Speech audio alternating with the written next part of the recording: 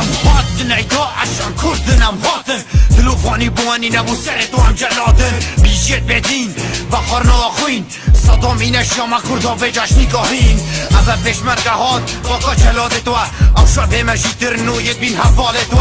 امیر درو و دولة الخرافة همین بک و راوین و پشمرگه دیفافه شنکو آلو کرکو کوکوبانی و مقبور کردستان وارما یهوده بواکن گور ام نویت بدرخان نویت بارزانی ام سمبولا میرانیه دویت دوبزانی ام کردن ام مردن پشمرگت خارمانن وقت بریسه دخل وادن بخلا خامق دارن سنگورش چپریت منده بارزن عراقی ام خاطرن و سردفنا و بغدادی شاکر وحیم ونی کرنا شورشت کفن اینجا باش بطرفن دولت شهیدا وکن و دبیا و برسرت وکن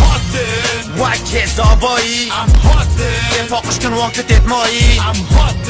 و بو بن آخره کن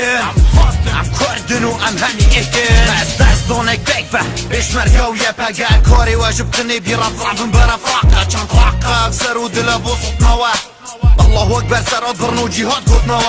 لا ما خود سر و زالتر بشمرگه پیروز نوه خود ولاد پاراستن و بون پیدا کرتوز داکت شیدا سر بلندن چنکو ایفیا ولاد ساخت برایت وانجان کرن قربان پاراستن افراقه ام همی مسلمان نو ام ازدینا فلا ام پیک فشینم کردن و اوینا مجدله هیچ من دنیای خاطین دا بکن جهاده نهین کره دهلانن نبابو نداده یا راستا و هین توش بین دمه و خال کردادای هیچ ناچون هیچ کستن و هشتای مایی ها فشنگار جیازات زوری با کردستان گوری سرکو پشمرگی بم دنگی را بدال جهانه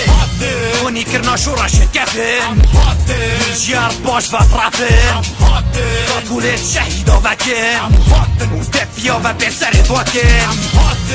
وک حسابایی یه پاقش کن وانکتت مایی یه و بو بن آخره کن ام کردن و ام همی اکن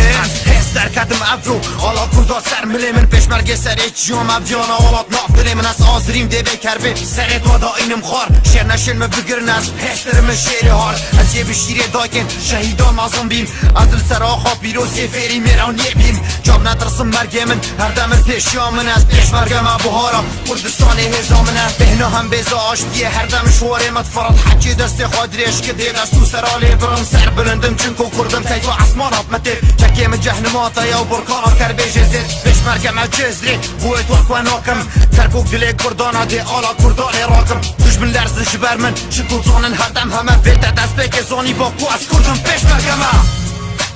Hey ISIS, you don't know that we got this first, right? Now you know we are Kurds.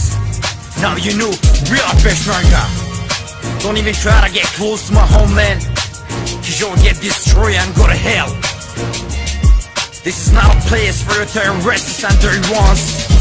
This is a land of peace and also land of destroying the terrorism. This is my homeland. This is Kurdistan.